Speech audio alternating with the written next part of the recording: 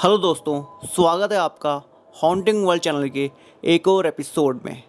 दोस्तों, आज की वीडियो में आपको मेरे सब्सक्राइबर्स की भेजी 4 सच्ची डरावनी कहानियों के बारे में बताऊंगा। दोस्तों, वीडियो शुरू करने से पहले प्लीज़ मेरे चैनल को सब्सक्राइब कीजिए और घंटी के निशान को दबाइए, जिससे आने वाली वीडियो की नोटिफिकेशन आपको मिल सके। अब हम कहानी पर आते हैं। मेरा नाम लखन उपाध्याय है और आज मैं अपने एक दोस्त अखिल की सच्ची दर्द भरी कहानी सुनाने जा रहा हूँ। आज वह मेरा दोस्त पागल हो चुका है। उसके परिवार ने भी उसे छोड़ दिया है। अब वह किसी को नहीं पहचानता और उसे खाने पीने तथा कपड़े पहनने तक की सूझबूझ जा चुकी है। मैं खुद इतना काबिल नहीं हूँ कि उसकी मदद कर सकूँ, इसलिए काफ़ी दुख होता है। अखिल दिखने में काफ़ी काला और सिंगल पसली लड़का होने के कारण कोई लड़की उसे देखती नहीं थी। खुद की बेकार शख्सियत के गम में अखिल ने एक चुड़ैल की सहायता ली, जिसके कारण आज उसकी दुनिया बर्बाद हो चुकी है। अखिल एक बार किसी ओझा के पास गया। उस ओझा ने अखिल को चुड़ैल की साधना का मंत्र दिया और कहा कि अगर तुम यह मंत्र बोलकर चुड़ैल को अपना थोड़ा थोड़ा खून चढ़ाओगे तो वह तुम्हारा रूप बदल देगी और तुम्हें मनचाही लड़की मिल जाएगी। मेरे दोस्त अखिल ने हर रात खून चढ़ाना और तांत्रिक मंत्र रटना शुरू कर दिया। एक आध हफ्ते तो कुछ नहीं हुआ, पर उसके बाद रात में पैरों की पायल की आवाज़ आना शुरू हुई। अखिल समझ गया कि मंत्र काम कर रहा है। उसने और जोर लगाकर मंत्र बोलने शुरू कर दिए।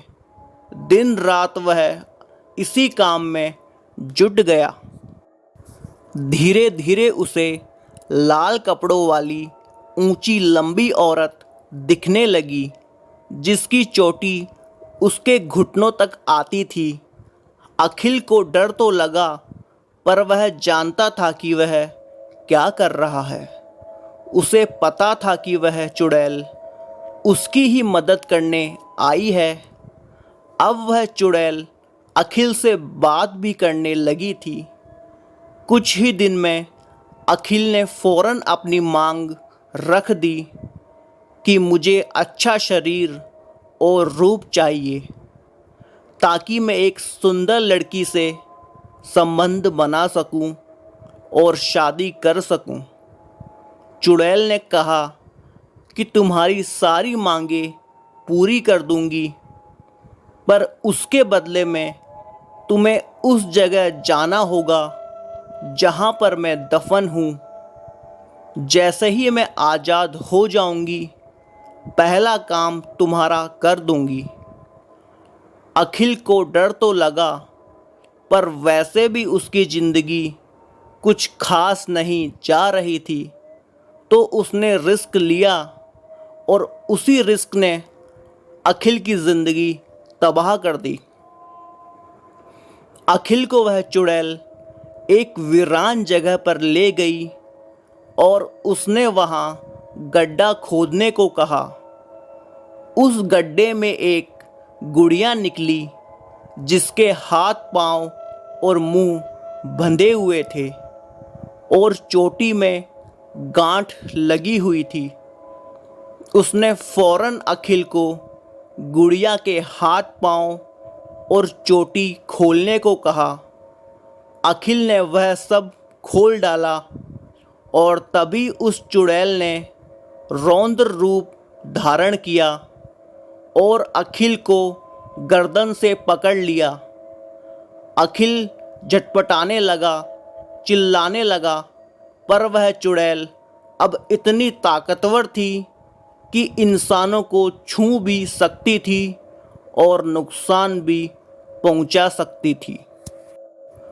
काफ़ी देर अखिल के साथ डर का खेल खेलने के बाद उस चुड़ैल ने अखिल को खुद से शादी करने को कहा और ऐसा ना करने पर उसे वहीं मारकर उसका सारा खून पी जाएगी, ऐसा कहा।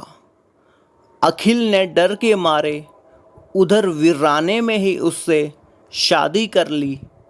सुंदर और गुणी लड़की के सपने देखने वाला मेरा दोस्त अब चुड़ैल का पति था, जिसे उसका खून पीने की लत थी। शादी करके दोनों अखिल के घर आ गए। अखिल के पापा अपने 25 साल के नौजवान बेटे के साथ अधेड़ उम्र की लंबी चौड़ी लाल कपड़ों वाली औरत को देखकर सदमे में आ गए और जब अखिल ने कहा कि अब यह मेरी पत्नी है, हमने शादी कर ली है, तब अखिल के पिता के सब्र का बांध टूट गया और उन्होंने अखिल को धक्के मार के घर से निकाल दिया। अखिल और वह चुड़ैल वहीं पास में वीराने में एक कच्चे मकान बनाकर रहने लगे। तकरीबन 1 साल तक वह चुड़ैल अखिल के साथ रही और उसका खून पीती रही। फिर अचानक वह गायब हो गई। अखिल एक तो पहले ही कमज़ोर था और ऊपर से उस चुड़ैल ने उसे चूस लिया था। इस सदमे से अखिल का मानसिक संतुलन चला गया। वह एक भटकते भिखारी की ज़िंदगी बिता रहा है और सच कहूँ तो मैं उसकी मदद करने से भी डरता हूँ, क्योंकि क्या पता वह चुड़ैल अब भी उसके आसपास घूमती हो। अखिल के साथ पूरी घटना मुझे इसलिए पता है क्योंकि वह मेरे पड़ोस में ही रहता था और अपने साथ हुई इस दर्दनाक घटना के बारे में उसके द्वारा लिखी गई डायरी उसने पागल होने से कुछ समय पहले मेरे घर भेजी थी।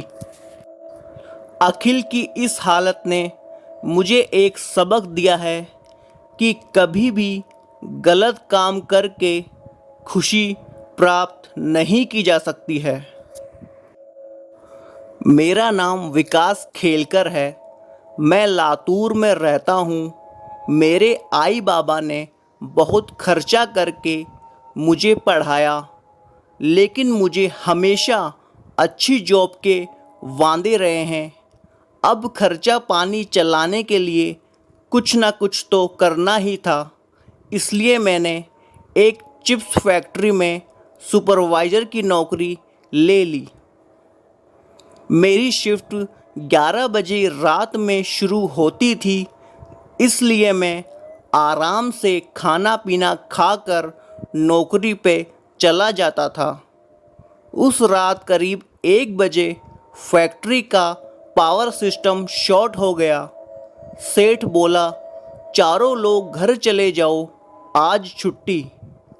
मेरे तीनों कलीग घर को निकल गए, लेकिन मैं किसी कीमत पर अंधेरे में साइकिल पर घर को नहीं जाने वाला था। सेठ बोला कि ताला लगा के फैक्ट्री में ही सो जाओ। मैंने शायद वही गलती कर दी। मुझे क्या पता था ऐसा करने पर मुझे खून के आंसू रोना पड़ेगा। सबके जाने के बाद मैंने अंदर से ताला लगाया। तभी अचानक आलू छीलने की मशीन का पहिया घूमने लगा। एक पल के लिए मेरी हालत पतली हो गई, मेरी धड़कन तेज हो गई। मैं चिल्लाया, कौन है वहाँ? लेकिन कोई जवाब नहीं आया। मैं फुर्ती से ताला खोल के फैक्ट्री से बाहर जाने लगा, लेकिन पता नहीं ताला खुल ही नहीं रहा था। धीरे धीरे मुझे एहसास होने लगा कि मेरे आसपास गर्म हवाएं चलने लगी है।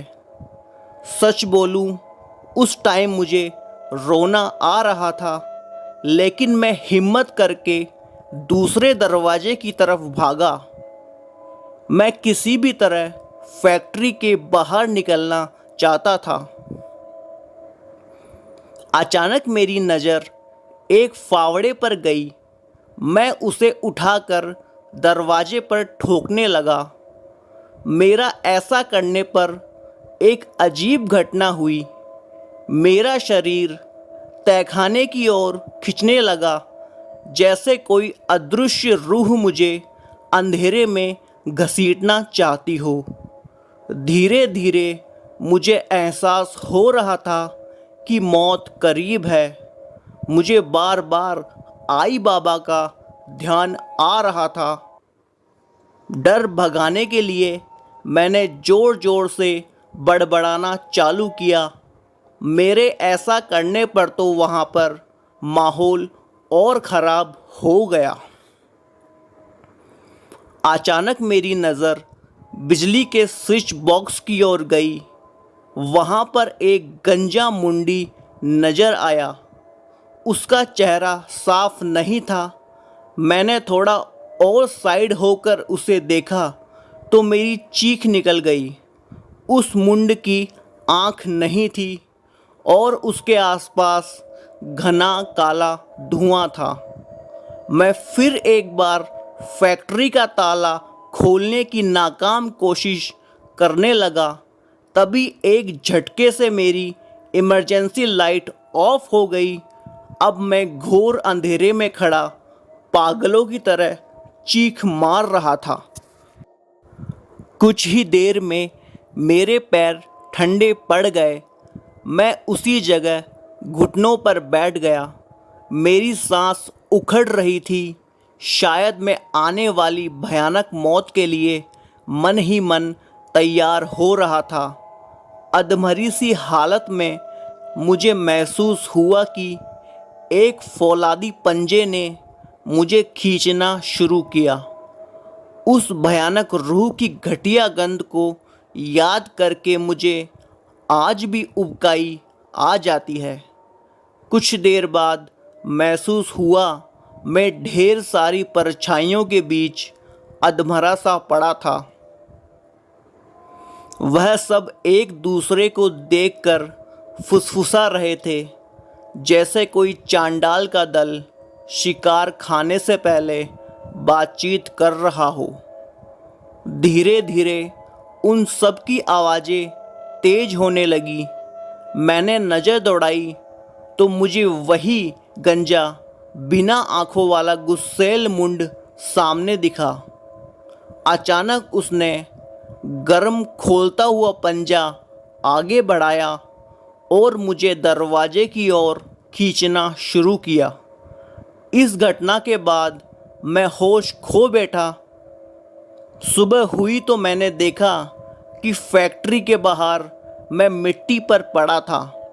मैं अपना हाथ पैर हिला नहीं पा रहा था। सुबह की शिफ्ट वाले कारीगर आए, तब मुझे अस्पताल ले गए। डॉक्टर ने बोला माइनर हार्ट अटैक हुआ है। उस टाइम के बाद मुझे लगातार ब्लड प्रेशर की दवाइयाँ खानी पड़ती है। मैं वो नौकरी भी छोड़ दिया। भगवान जाने फैक्ट्री में क्या बला थी और ताला बंद फैक्ट्री से मैं कैसे बाहर आ गया। गणपति देवा की कृपा है, वरना आज यह बात बताने को मैं ज़िंदा नहीं होता। मेरा नाम गजेंद्र प्रजापत है। मैं राजस्थान का रहने वाला हूँ। मैं आज जो आपको किस्सा सुनाने जा रहा हूँ वो आज से 10 साल पहले मेरे साथ घटा था। आपने सुना होगा कि रात को पानी पास रखकर सोना चाहिए। ये मेरी कहानी पानी पर आधारित है। आज से 10 साल पहले मैं अपने मामा के यहाँ जैसलमेर गया। वहाँ जाकर पता चला कि यहाँ तो 2 साल से अकाल पड़ा है और पानी लेने के लिए 5 किलोमीटर जाना पड़ता है। मामा मामी से मिलने के बाद मेरे मामा का लड़का और मैं पानी लेने के लिए चल पड़े।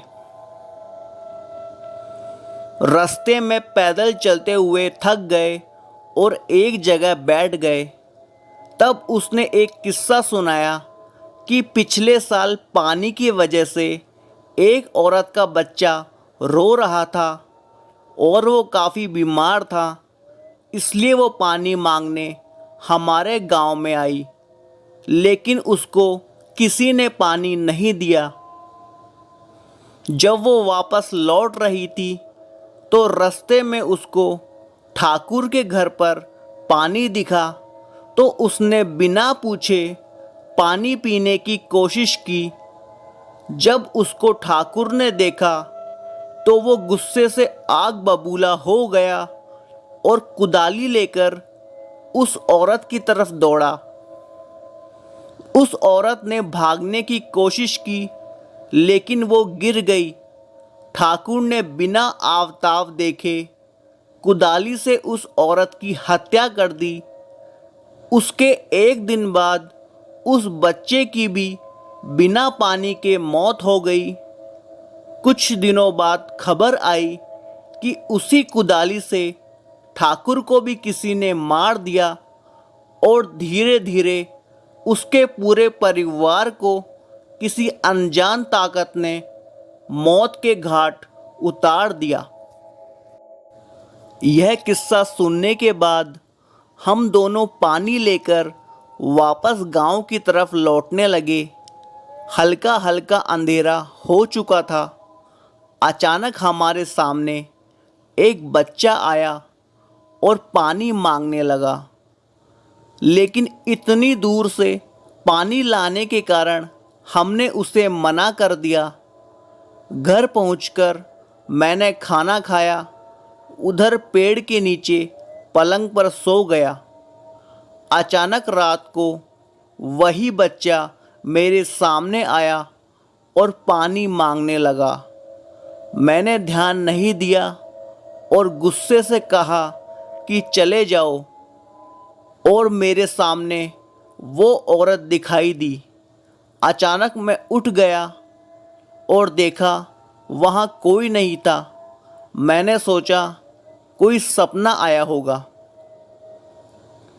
फिर रात को 2 बजे के आसपास मैं टॉयलेट के लिए खुले मैदान की तरफ गया। वहाँ मुझे पानी शब्द सुनाई दिया। मैंने सोचा मामी होगी।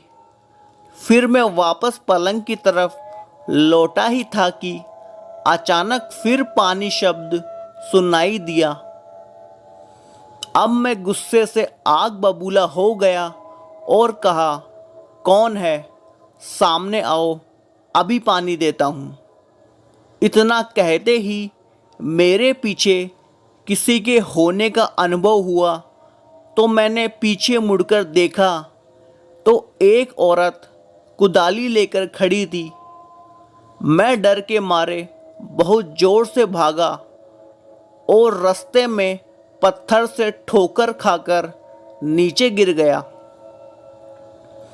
उसके बाद जो हुआ वो चमत्कार से कम नहीं था। उस रात हल्के बादल थे और अचानक कुछ पानी की बूंदें उस औरत पर पड़ी और वो औरत गायब हो गई। मैं अपनी जान बचाने के लिए प्रभु को धन्यवाद देने लगा। अगले दिन ही सुबह जल्दी 5 बजे मैंने मकराना जाने की ठान ली। मैं अपने मामा मामी को बिना बताए निकल पड़ा। स्टेशन पर पहुंचा और बैठे हुए मैंने देखा कि बच्चा रो रहा था। मैं घबरा गया, लेकिन वो औरत पास आई और पानी मांगने लगी। मुझे पानी चाहिए था, लेकिन मैंने अपनी बोतल से उस औरत और बच्चे को पानी पिला दिया। उसके बाद रेल आ गई और मैं अपने घर पहुंच गया। उसके बाद से मैं हमेशा पानी अपने पास रखकर सोता हूँ। मेरा नाम अनन्या अरोरा है। मैं दिल्ली की रहने वाली हूँ और मास्टर्स की पढ़ाई कर रही हूँ। पढ़ाई ठीक से हो सके इसलिए हॉस्टल में रह रही हूँ। आज मैं उस किस्से को शेयर करना चाहती हूँ जिसकी वजह से मेरी और मेरी 3 सहेलियों की रातों की नींद हराम हो गई।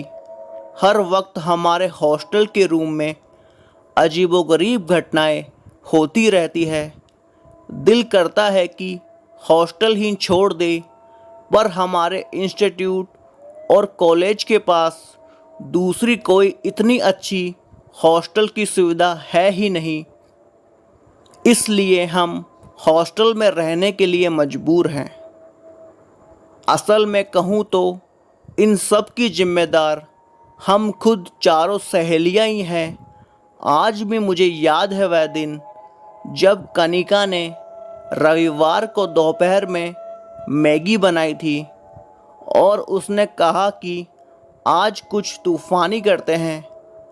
रानी और ज्योति पूछने लगी कि क्या करेंगे, तो कनिका बोली उसने इंटरनेट से एक ऐसी वेबसाइट का पता किया है जिसमें खुदकुशी करके मरे हुए और अकाल मृत्यु से मारे गए लोगों की आत्मा को बुलाने का तरीका बताया गया है। मैंने, रानी ने और ज्योति ने उससे पूछा कि आत्माओं को बुलाकर करेंगे क्या। कनिका ने कहा कि हम वीडियो रिकॉर्ड करेंगे और रियल में आत्मा का वीडियो बनकर रातों रात यूट्यूब पर अपलोड करके स्टार बन जाएंगे और वीडियो मोनेटाइज कर लेंगे, तो उससे अच्छी खासी इनकम भी हो जाएगी। पूरे साल का पढ़ाई का खर्चा भी निकल आएगा। कनिका की बात सुनकर हम तीनों भी तैयार हो गई। हम चारों ने फ़ौरन उस वेबसाइट से डिटेल्स ले ली, हैंडीकैम कैमरा निकाला और आत्माओं को बुलाने का सारा तामझाम सजा लिया और यह चर्चा करने लगी कि किसकी आत्मा को पहले बुलाया जाए। हम चारों सहेलियां बॉलीवुड और टीवी की बहुत बड़ी फैंस हैं, तो हमने दिव्या भारती, जिया खान और प्रत्युषा बनर्जी की आत्माओं को बुलाने का फ़ैसला किया ताकि इनकी मौत का रहस्य दुनिया के सामने उजागर होने पर हमारा वीडियो इंटरनेट पर वायरल हो जाए। रात के 3 बजे पूरी सामग्री सजाकर मैं, ज्योति, कनिका और रानी तैयार हो गई। हमने पहले प्रत्युषा बनर्जी की आत्मा को बुलाने के लिए मंत्रोच्चार शुरू किए। अचानक किसी लड़की के ज़ोर ज़ोर से रोने और कराहने की आवाज़ आने लगी। हमारी धड़कनें तेज होने लगी। माहौल में गर्माहट आ गई। पूनम की रात होते हुए वहाँ घोर अंधेरा छा गया और पायल खनकने की आवाज़ें आने लगी। हमने मुड़कर देखा तो एक काली परछाई हमारे पास खड़ी थी। अब हमारा जोश ठंडा हो चुका था क्योंकि वह आत्मा प्रत्युषा बनर्जी की तो नहीं लग रही थी। हमने उस परछाई से बात करने की कोशिश की, पर वह कुछ नहीं बोली, बस डरावनी आवाज़ें निकालती वहीं खड़ी रही। हमें लगा कि वह अपने आप वापस चली जाएगी और हम जिया खान और दिव्या भारती की आत्मा को बुलाने का आवाहन करने लगे। थोड़ी देर बाद वहाँ 3 परछाइयाँ इकट्ठी हो गई, पर तीनों में से एक भी उन मरी हुई एक्ट्रेस जैसी नहीं थी। हमारा कैमरा अब भी चल रहा था। हमारे किसी भी सवाल का जवाब उनमें से किसी भी आत्मा ने नहीं दिया। हम सब इस खेल से ऊबने लगे थे। हमने फौरन बत्ती जला दी और जो हुआ उसे देखकर हमारी रूह कांप गई। उजाला होते ही वह तीनों आत्माएं विकराल प्रेत जैसी दिखने लगी और एक दूसरे से मारपीट करने लगी और एक दूसरे का मांस नोचने लगी। परछाई से प्रेत बनी इन आत्माओं की लड़ाई देखकर और चीख की चित्कारी सुनकर हमारे पसीने छूट गए। अब तीनों में से दो प्रेत आत्मा अपने आप जा चुकी थी, पर सबसे पहले आई आत्मा नहीं जा रही थी। यह वो आत्मा थी जिसे हम प्रत्युषा बनर्जी की आत्मा समझ रहे थे। पीछे से बुलाई हुई आत्माओं ने प्रत्युषा वाली प्रेत आत्मा को बहुत बुरे तरीके से घायल किया था। खून और मांस में सनी हुई वह प्रेत आत्मा आज भी हमारे हॉस्टल रूम में ही घूमती रहती है। हमें पता नहीं कि आगे क्या होगा, पर वह हर रात हमारे कमरे के कोने में खड़ी होकर रोती रहती है और कभी कभी चीख पुकार भी करती है। हमें समझ नहीं आ रहा कि इस आत्मा को वापस कैसे भेजें। शायद हमसे बहुत बड़ी गलती हो गई। हमें परलोक में भटकने वाली आत्माओं का संपर्क करना ही नहीं चाहिए था। हम चारों सहेलियों के हमारे अनुभव ने हमें एक बात सिखा दी कि ऐसा जरूरी नहीं कि जिस आत्मा का आवाहन किया जाए वही आएगी, और अगर किस्मत से वह आ भी गई तो हमसे बात करेगी, और अगर उसने बात की तो वह हमें नुकसान पहुंचाए बिना वापस भी जाएगी या नहीं, इसकी कोई गारंटी नहीं। इसलिए लोगों से हम यही कहना चाहेंगे कि इन खतरनाक पछड़ों में ना पड़े तो अच्छा होगा। और एक बात, हमारे कैमरे में कुछ रिकॉर्ड नहीं हुआ था। दोस्तों, ये थी सब्सक्राइबर्स की भेजी 4 सच्ची डरावनी कहानियाँ। दोस्तों, आई होप आपको ये वीडियो पसंद आएगी। प्लीज़ चैनल को सब्सक्राइब कीजिए और देखते रहिए हॉन्टिंग वर्ल्ड, क्योंकि आगे भी हम ऐसी वीडियो लाते रहेंगे।